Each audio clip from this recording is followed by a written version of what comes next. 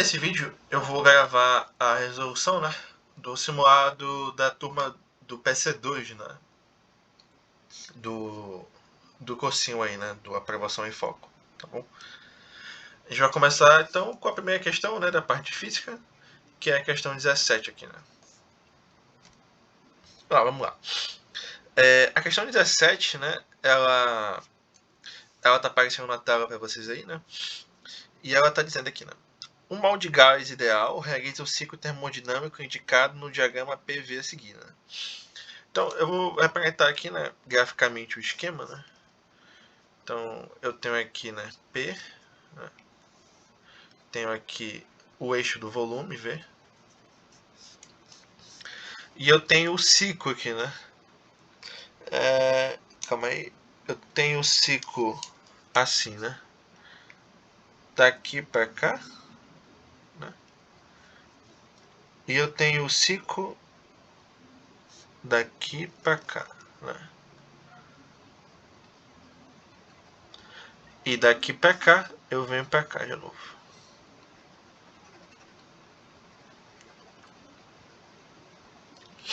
Assim, né? E aqui eu tenho um triângulo, né, de vértices A, B, C, né? Bom, com base na transformação, né, agora ele pede para analisar as afirmativas, né, que ele vai fazer aí, né? Tá, a primeira aqui, ó. O processo AB é uma expansão isobárica, né? E o trabalho realizado pelo gás é positivo, né? Bom, o trabalho, né, ele é o quê? Ele é a área, né, abaixo da curva, né? Veja que o processo AB, né, que ele está se referindo é esse aqui, né? Então o gás está vindo daqui para cá. Ora, é fácil ver pelo gráfico que o volume do ponto A aqui, do ponto B, né, é maior que o volume do ponto A, né? Eu estou indo para esse sentido aqui. O que significa que o gás está expandido. Se está tendo expansão, né, o trabalho ele se faz positivo, né? Porque essa área aqui vai ser positiva. Né? Então, o trabalho é positivo, né? Sim, está correto. Né? Então, o meu trabalho de AB maior que zero. O que faz, então, a afirmativa 1, né, aqui da questão 17, ser verdadeira. Tá bom? Agora vamos para a segunda afirmativa aqui. Veja, na segunda afirmativa, ele diz que o processo AB é isocórico, né?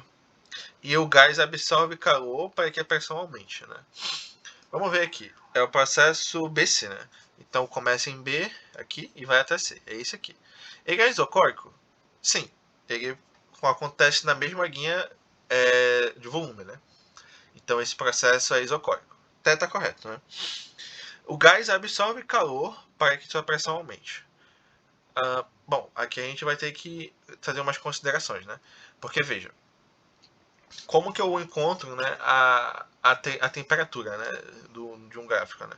Você vê a questão das isotermas, né? Então aqui, ó, eu teria essa isoterma, eu tenho essa isoterma aqui, aí nesse ponto você já tem essa isoterma aqui, né? Enfim, eu tenho várias isotermas, certo? Cada uma dessas isotermas tem a característica, como o próprio nome sugere, né, de ter a mesma temperatura em toda a linha dela, né? Então é fácil ver que as isotermas mais acima, né, elas possuem temperaturas maiores, certo? Conforme ela vai subindo, né? Isso vem porque, né, lembra da equação de Clapeyron, né? Então PV, né, é igual a nRT, né? Certo? Então a pressão, né, ela é nRT vezes 1 sobre V, né? Ora, isso aqui tem a cara, né, de uma função f de x igual a 1 sobre x, né? Por quê? Por causa do v aqui, né? Aqui é um p de v, né? Seria p de v aqui, né? Função do volume. Por quê? Porque esses valores aqui são constantes, né? O número de mols do gás não muda, a questão da constante é constante, né? E também tem a questão que a temperatura também é constante, porque são isotermos, né? Na guia aqui elas são isotermos. Então, isso faz com que isso aqui seja um valor constante, um K, por exemplo, né? Então, veja que o K, né, ele depende da temperatura, ou seja, quanto maior for a temperatura, maior vai ser esse K, né? Então, os valores de pressão, né, para temperaturas maiores, né, no mesmo volume, vão ser maiores, né? Por causa dessa condição aqui, né? Então, entenda que quando eu falo que as isotermas sobem, né? A temperatura vai aumentar também, né? Certo? Então, o gás absorve calor, né? Se o gás absorve calor, significa que ele recebe calor, né, do ambiente, beleza? Então, pela primeira lei da termodinâmica, o calor é uma conservação de energia aqui, né? Vai ser trabalho mais a variação da energia interna do gás, né? Como o trabalho é zero, né? Então o calor, né, do percurso CB ele vai ser igual à variação da energia interna do gás, beleza? E nesse caso, né, a variação de temperatura é positiva, porque o gás sai de um estado que a temperatura é menor para uma temperatura maior, né, que é de B para C aqui. Então isso significa que o calor do processo CB é positivo, né? Então ele absorve calor. Então está correto e a pressão dele realmente aumenta, né, nesse percurso aqui, né? A pressão aqui, né, nesse ponto é inferior a desse ponto aqui de C, né? Então a 2 é verdadeira. Questão 3. Quer dizer, afirmativa 3, né? Aqui. No processo CA é realizado o trabalho sobre o gás e sua pressão interna aumenta, né? Veja, quando ele, não, só energia interna aumenta, né? Veja, o trabalho é realizado sobre o gás aqui nesse percurso CA? Sim. O motivo é que o trabalho é negativo porque ele está indo oposto, de forma oposta, né, ao eixo do volume aqui. Então, tendo uma contração volumétrica, né? Ou seja, o volume de C aqui, né? O volume de C ele é menor que o volume de A, né? Então, o trabalho, né, de C para A é menor que zero, né? Isso implica, né, que o trabalho de C para A é menor que zero. Então, está tendo um trabalho realizado sobre o gás, né, que é um trabalho negativo. Beleza? Aí a energia interna aumenta? Pelo gráfico aqui você sabe que não, né? Ela não aumenta, né? Ela, na verdade, ela diminui, tá bom? Aqui. E por que isso acontece, né? Porque, é, porque a temperatura no ponto C, né, é inferior ao ponto A aqui pela teoria que eu acabei de explicar das isotermas, né? Como a temperatura de C é menor que a de A, então aqui tem uma redução, né? E lembra, né, que o ΔU, né, é nada mais nada menos que o que, né? Para um gás monoatômico ideal, né? 3 meios de NR delta T, né? Então eu pego a variação de temperatura, ó. TA, que é o final, menos TC. Como o TA aqui é menor que TC, então isso aqui é negativo. Então a variação, a energia interna do sistema diminui, né? Ela é menor, porque a variação é negativa, então significa que o valor final é menor que o inicial, né? Essa é a ideia. Então é isso, né? Aqui é falso. Tá bom? Agora vamos para a última afirmativa, que é: não há variação da energia interna do gás após o ciclo completo. Verdadeiro. Por quê? Porque a temperatura quando o ciclo fecha, né? Ou seja, de A para B, a energia interna aumenta aqui, né? Aí aqui aumenta de novo, né? Porque está subindo. Aqui diminui. Chega aqui, a energia interna é a mesma do começo, porque a temperatura de A é igual à temperatura de A, né? No ponto que saiu, tá bom? Ela indo, né? A mesma temperatura que voltando. Então, isso significa o quê? Significa que quando eu fizer a variação aqui, né, da temperatura, vai dar zero. Né? A temperatura igual a temperatura final é igual à inicial. Né? Então, o ΔU, né, da transformação, isso vale para qualquer transformação cíclica, tá? É igual a zero. Né? Beleza? Então a 4 está correta, né? Aqui.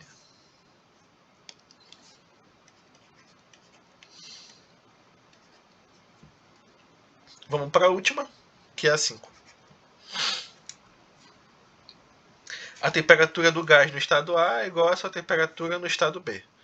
Falso, né? Falso, porque, como eu acabei de explicar, né, ele não caminha, né, sobre uma isoterma, né? Que a curva gráfica aqui, né, é diferente, né? Aqui no ponto A eu tenho, por exemplo, essa isoterma aqui, né? No ponto B, ó, e daqui para cá, né, você já vê que eu chego em outra, né, que isoterma. E tem outros pelo caminho aqui, claro, né? Tem infinitas isotermas aqui, né? Então não é igual, né? Então resta só a gente marcar agora, né? Essa aqui é falsa. Então a resposta é a letra A, né? Letra A aqui, ó. Estão corretas, né? As afirmativas 1, né? 2 e 4, beleza? Então é isso. Terminamos, né? A primeira questão aqui, né? Próxima questão. Questão 18, né? Questão 18. Bora ver aqui, ó. Preocupada por não... tá aparecendo na tela, né? Preocupada por não conseguir perder peso, uma jovem leu numa revista, né, um artigo no qual um certo nutricionista aconselha as pessoas que querem perder peso a beber água gelada, né? E acontece isso por quê? Né? Porque o corpo, né, ele vai precisar aumentar a temperatura daquela água para equilibrar com a temperatura corporal, beleza? E dessa forma, né, o que vai acontecer, né? O corpo vai precisar gastar a energia que ele tem, né? Então isso faz com que a pessoa queime gordura e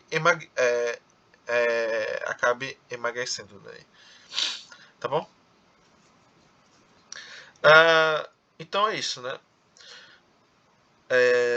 Considerando que são necessárias 3.500, né, calorias para queimar 454 gramas de gordura, né, podemos concluir que a quantidade de água gelada na temperatura de 2 graus Celsius que essa jovem deve beber para perder 454 gramas de gordura é de... Bom, a temperatura do corpo tem que chegar em 37, da água tem que chegar em 37 para manter com o equilíbrio térmico do corpo, beleza? Então, olha só, eu preciso de uma quantidade de calor, né, para aquecer essa água de 3.500, né, quilocal, né, que é 10 ao cubo, né, calorias, tá bom? É 1.000 aqui, né? Isso aqui é 1.000. 3.500 1.000 calorias, né? Tá bom? E... isso. E o que acontece, né? Como aqui eu vou ter uma variação de temperatura da água, né? Para que ela chegue nesse estado de maior temperatura, né? Então a energia, né, que essa água vai receber, como a água aqui vamos considerar pura e tal, né, vai ser uma energia, né, da forma Q igual a mc delta T, né, considerando a água como uma substância pura, tá bom? Aqui. Só que aqui, né, ele não quer a massa de água, né? Ele quer, na verdade, o volume de água. Mas a massa, né, ela é o quê? Ela é a densidade, o ρ, vezes o volume, né? Então aqui o calor, né, ele pode ser escrito como a densidade vezes o volume, vezes o calor específico da água, vezes a variação de temperatura que essa água vai precisar sofrer, beleza? Bom, beleza, e como é que a gente faz as contas agora, né? Então o calor vai ser a densidade da água, né, ela é aqui tem na própria questão, né, na própria prova, né, mas a densidade da água é 1 grama, né, por centímetro cúbico, tá bom? E 1 centímetro cúbico é igual a 1 ml, beleza? Aqui, pra gente. Então a gente vai fazer essa substituição aqui, né? Então é que a densidade da água é 1 grama, né, por ml, tá bom? Você pode escrever dessa forma. Então aqui eu tenho 1 grama vezes V. Lembrando que aqui o V agora ele vai precisar estar em ml, tá bom? Aqui na questão ele pede a resposta em litros e você vai precisar converter, apenas isso, né? O calor específico da água é 1, né? 1 grama por caloria. Não, 1 caloria por grau Celsius, né? E a variação de temperatura é quem? É a temperatura final, que vai ter que ser igual a do corpo, 37, menos a inicial da água, 2, né? Aí que ele dá na questão. Então isso aqui vai dar. Aqui dá 1 vezes 1, 37 menos 2, 35. Então vai dar 35V, né? Isso aqui é o calor igual ao calor que ele precisa fazer, né? Que é 3.500 quilocalorias aqui, né? Então, dividindo por 35, aqui vai ficar 100, né? Então, V vai ser igual a 100, né? É 10 ao quadrado, vezes 10 ao cubo vai dar 10 a quinta, né? 10 a quinta, o que? ml, tá bom? E ml, né, é mililitros, então isso aqui é 10 ao cubo litros, né? Ou, se preferir, 100 litros, tá bom? Então é isso. A resposta é a letra D para a questão 18. Tá bom. Vamos para a próxima, questão 19, né? É uma questão teórica também, né? Igual a questão 17, beleza? Tá, vamos ler aqui, né? Tá aparecendo na tela, né? Considere as afirmativas aqui, né? As seguintes afirmativas sobre os mecanismos de transferência de calor.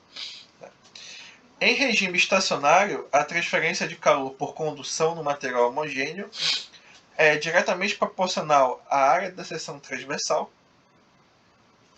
Então vamos escrever aqui, né? O nome dessa lei aqui, né, é Lei de Fourier, né? Posso escrever aqui, né?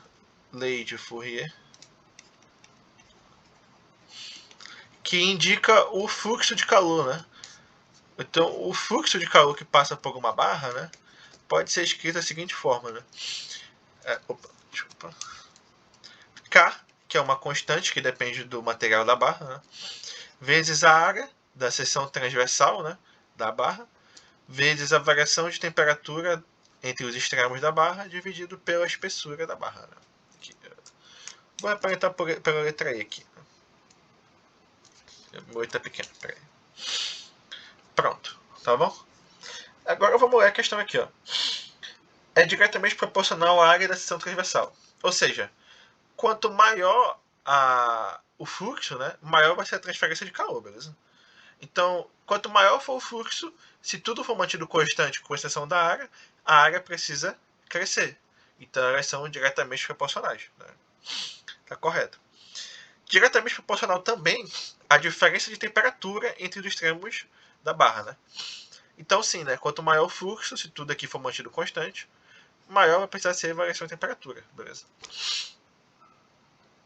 E ela é inversamente proporcional à espessura da barra, né? Aqui. Ou seja, quanto menor a espessura da barra, maior eu vou ter o meu fluxo. Beleza? Então, a questão 1 está toda correta. A afirmativa 1, né, está toda correta. Verdadeira, tá bom? Vamos para a questão 3, então, aqui, né?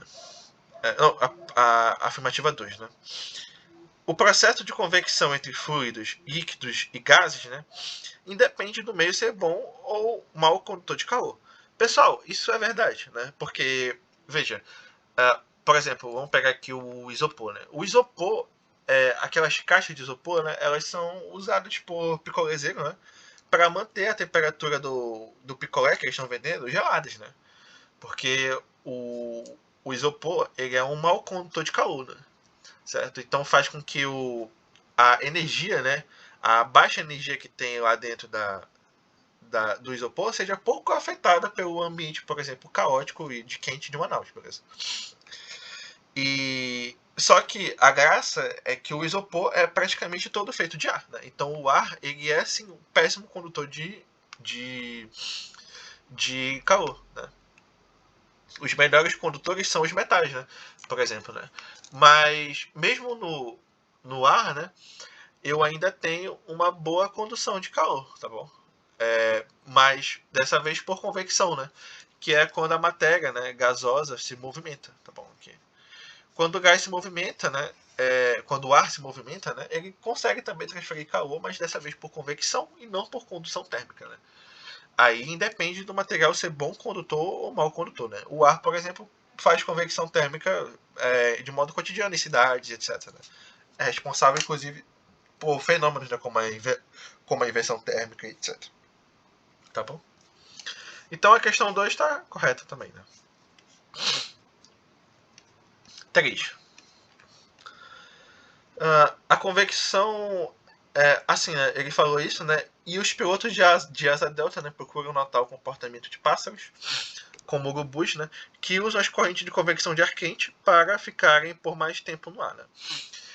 A corrente de ar, né, ela faz com que com que eles fiquem, né, por mais tempo, né, no ar, por quê? Porque o ar quente, né, ele é mais frio, né? Desculpa, mais leve, né, do que o ar frio, beleza? E dessa forma, né, faz com que ele circule rapidamente para cima, né, na questão atmosférica, né? E dessa forma acaba mantendo, né, o piloto no ar, né, também, juntamente com a questão dos urubus, né? Por isso que eles costumam se localizar usando essas correntes de convecção, beleza? Por exemplo, se eles usassem ar frio, não ia dar certo, porque eles iriam descer, né? O ar frio, a tendência dele é descer em direção à Terra, né? Tá bom? 4.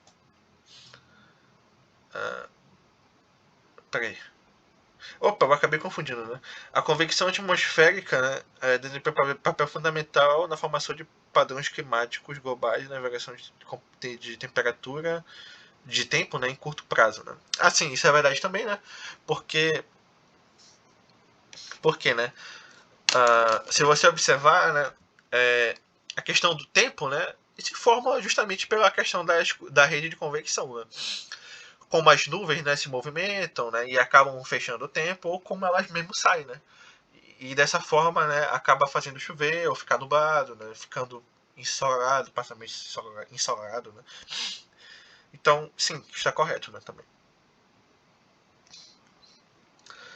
A afirmativa 4, que é a última, né? 4. No processo de transferência de calor por radiação, a energia é emitida por um corpo e se propaga até o outro através do espaço que os separa, né? E esse espaço ele não precisa ter matéria, né? Visto que a radiação, né, ela ocorre por meio das ondas eletromagnéticas, né? E as ondas eletromagnéticas não precisam de um meio para se propagar, né? Antigamente, né, se tinha a teoria do éter, né, para tentar explicar a questão da propagação da luz, né? No, no espaço, né? Como que ela chegava do Sol, por exemplo, a radiação solar chegava na Terra, né? Se tinha espaço e vácuo, né? Então se adotou o éter, né, como meio de locomoção da luz, né? Mas essa teoria foi deixada de lado depois que foi feito um experimento, né, visando encontrar, né, esse éter, né, usando deformações, né, que ele poderia causar, né, desvios, né, com a incidência de feixes de luz, né? Deformando o meio, né, podia ser que você encontrasse desvios na luz, né? Mas esses desvios não foram encontrados, então a teoria do éter meio que foi deixada de lado, né, por enquanto. Tá bom. Então está correto, né, a questão afirmativa 4 aqui. Então a resposta é a letra E, né? Letra E. Tá bom. Muito bem. Próxima questão 20, né?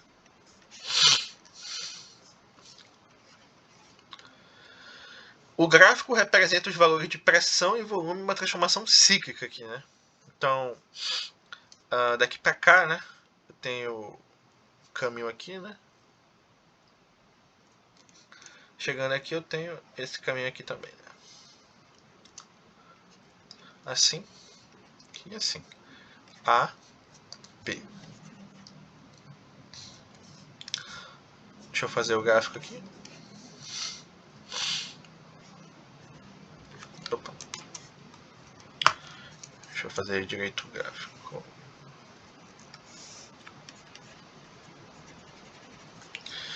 PV, né? E é isso. Tá bom? E vamos analisar as afirmativas aí, né? Quer dizer, na verdade aqui é um texto, né? E ele pede para complementar o texto, né? Então vamos complementar o texto. A ordem de percurso nessa transformação cíclica caracteriza... Bom, aqui, se você observar, né? Eu tenho uma caracterização de uma máquina térmica, tá bom? Mas por quê, né? Veja, vamos pegar aqui, né? Para eu caracterizar a máquina ou a questão do refrigerador, né, eu preciso observar o trabalho feito na transformação, né? Por quê? O calor, né, gerado pela máquina, ele é quanto? Né? O calor, ele é igual ao trabalho, né? Por quê? Ao final de cada ciclo, né? Por quê?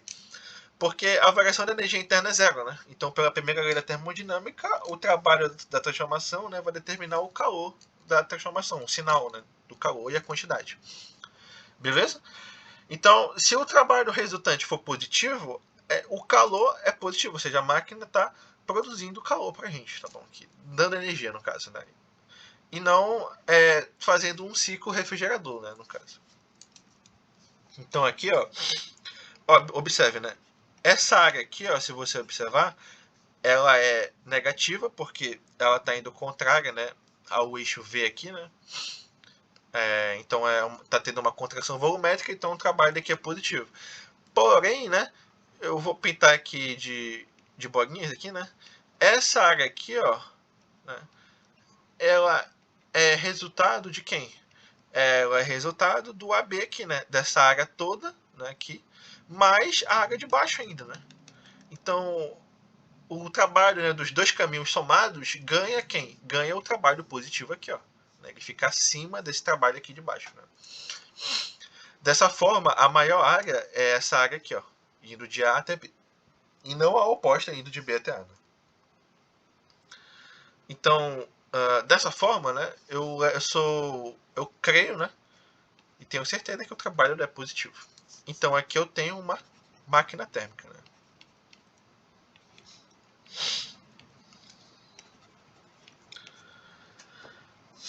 Bom, vamos dar essa outra aqui. O ponto A indica o momento em que o gás possui ar. Aqui está referindo à energia, né? Bom, a energia interna, né, é quem, né? Ela é 3 meios, né, de nRT, né? Então, basta analisar quem? A temperatura, né? Então, vamos ver aqui, ó. No ponto A, vamos traçar as isotermas aqui, né? A isoterma do ponto A, por exemplo, é essa, aqui, né? Certo? Então, se eu traçar aqui ó, várias isotermas, né, no meio do percurso, eu observo que a isoterma do ponto B está mais distante da origem do que a do ponto A, né? Então, eu sou levado a crer que a temperatura do ponto B é maior que a do ponto A, né? Então, a do ponto A aqui é a menor, né? Ela é o comecinho, então ela é a menor energia interna possível, né, para esse sistema, beleza? Então, dessa forma, né, o momento do ponto A aqui, né, é o momento de menor, né, de menor energia, tá bom? Beleza? E o ponto B é o oposto, né? Ele indica o momento de maior temperatura, que é sinônimo de energia também, né? Aqui, né? Aqui eu justamente fiz a análise da temperatura, né? E a do ponto B ela é maior, né, do que a temperatura do ponto A. Né? Peraí, aqui eu botei 0, né? Mas aqui é TA, tá bom? E é a maior possível, né? Aqui. Então é isso.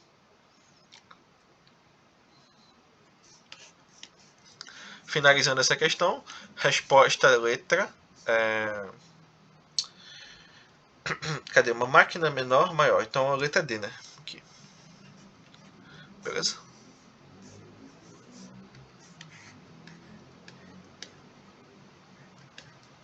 Vamos para a próxima questão, questão 21 aqui. Olha, na questão 21 é uma questão de cálculo já, né? Considere a pressão P, né, volume V, né, e Nzão, né, o número de moléculas de um gás ideal, né? Ele quer saber a energia cinética média dada pela molécula desse gás, né?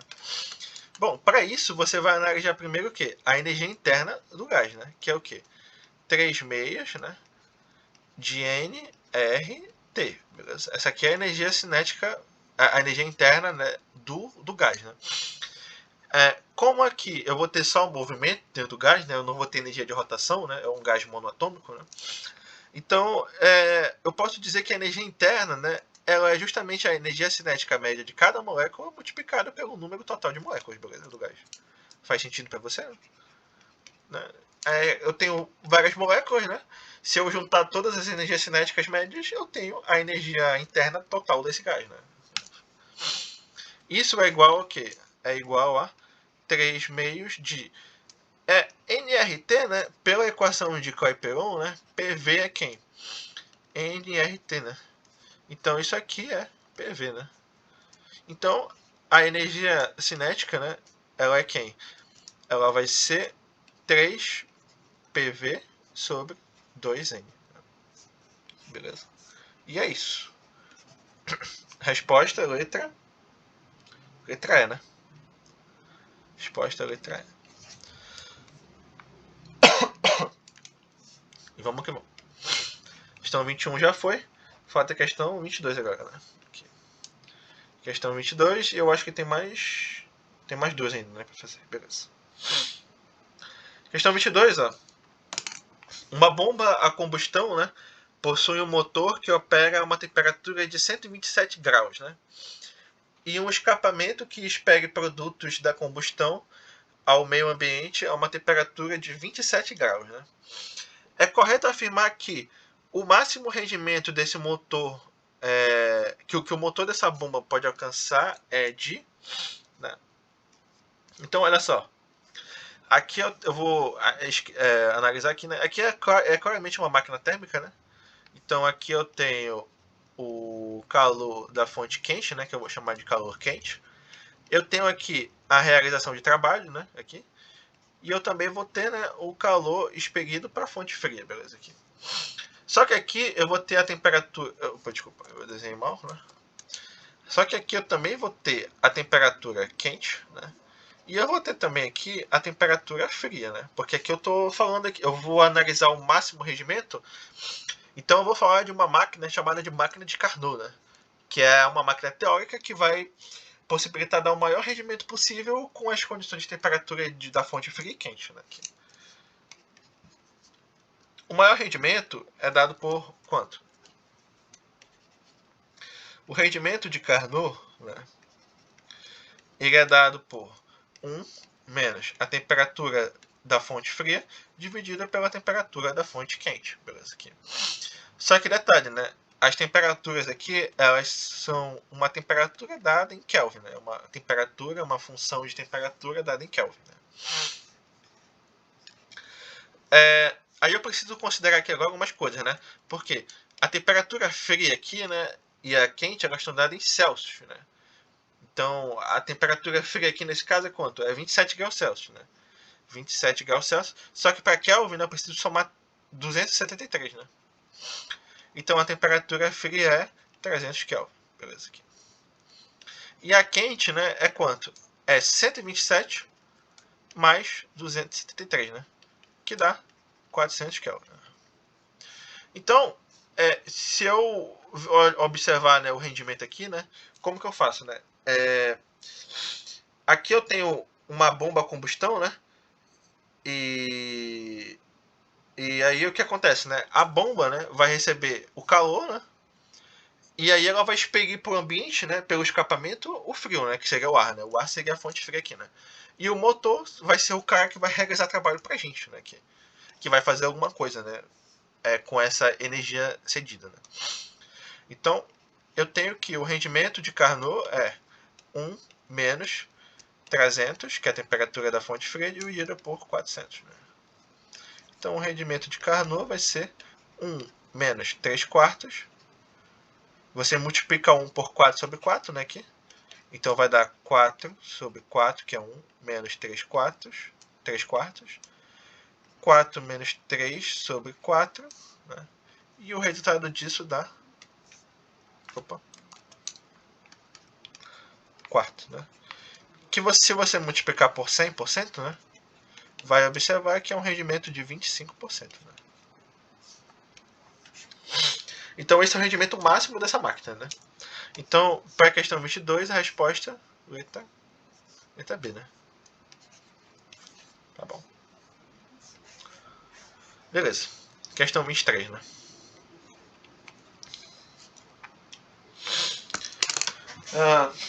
Um gás ideal sofre uma compressão isobárica, né? Sob uma pressão de 4 vezes 10 a terceira, né? Newton por metro quadrado. E seu volume diminui 0,2 metros cúbicos. Né? Então, por aqui, como tem uma compressão, né, você já sabe que o trabalho é negativo. Aqui tem um trabalho feito sobre o gás, né, para ele se comprimir. Tá bom? E como a pressão é constante, né, é uma transformação isobárica que ele fala aqui, né, significa o quê? Né? Se você tentar calcular a área, né, abaixo do gráfico, como o P é uma função constante, né, eu vou ter um retângulo, beleza? Então basta eu pegar o quê? A área da base, né, vezes a altura, né? Só que a altura no esquema PV, né, é justamente a pressão, né, constante. E a altura e a base, né, desse retângulo é justamente a variação de volume, beleza? Então, a conta, né, que você vai fazer é uma conta de conservação de energia, né? Por quê? Porque ele diz que durante o processo, né, o gás perde calor. Então ele tem um calor negativo também, né? Igual como o trabalho. E ele quer alguma coisa sobre a energia interna, né? Então, usando a primeira lei da termodinâmica, né, por conservação de energia, o calor é a variação da energia interna mais o trabalho, né? Então a energia interna é o calor menos o trabalho. Né? O calor menos 1 vezes 10. Oh, desculpa, menos 1 não, né? Menos 1,8 vezes 10 elevado ao cubo, né? Aqui, tá bom? Negativo é aqui menos, né? O trabalho, né? Então aqui é o trabalho, aqui eu pego a pressão, né? 4 vezes 10 ao cubo e multiplico pela variação de volume, né? Que ele sofre. Que nesse caso é quanto? Menos 0,2, né? Porque teve uma compressão, né? Observe que esse número aqui é negativo, que vai multiplicar com o negativo daqui, então vai ficar um número positivo, né? Então eu vou só trocar os sinais aqui, né? E pronto, né? 4 vezes 0,2, né? Vai dar 0,8, tá bom? Aqui. Então, ΔU é menos 1,8 vezes 10 elevado ao cubo, mais 1, não, desculpa, mais 0,8 vezes 10 ao cubo. Né? Então, aqui a potência é a mesma, né? Então eu posso fazer isso aqui, né? 1,8 mais 0,8, né? Eu botei em evidência, né, a potência 10 ao cubo. Né? Menos 1,8 mais 0,8 dá menos 1, né? Então isso aqui é menos 1 vezes 10 ao cubo, né? Igual a ΔU. Lembre que para física você precisa do significado físico, ou seja, da grandeza, né? Como é energia aqui, né? No sistema internacional a gente trabalha com Joule aqui, né? Tá bom? Então é isso, né? Questão 23 finalizada. Falta só a última questão, questão 24 aqui, né? Assim, aqui a resposta, né, é a letra D, né, aqui. Tá bom? Letra D. Questão 24, vamos ler aqui, né? Questão de cálculo de novo, né? Um extintor de incêndio cilíndrico, né, contém gás carbônico, né, e possui um medidor de pressão interna, né, que inicialmente, né, diz que a pressão do gás, né, é 200 atm, né, que com o tempo uma massa de gás, né, vai escapar, né, e o extintor vai perder pressão, né. Ele diz que durante esse processo, né, a temperatura do gás permanece constante, né. Então T é constante e o gás que eu estou seguindo é o gás perfeito, né. Quando a pressão interna for 80 atm, né, ele quer saber a porcentagem da massa inicial do gás que ainda terá no seguindo, né. Então, bora ver aqui, ó, né. A gente tem que analisar o que primeiro, né? Primeiro, vamos montar, né, a equação de estado, né, inicial, né. Então, a pressão inicial, né, vezes o volume do cilindro é igual a NR vezes T, né? Que é a temperatura que o cilindro está, né? Beleza? Só que, veja, né? Então, P0 vezes VC é igual a N, né? É quem? Aqui eu tenho N0, na verdade, né? Porque, como ele está falando, né? O N0, né? É quem? É massa sobre massa molar, né? Então, é a massa inicial do gás dividido pela massa molar do gás, né?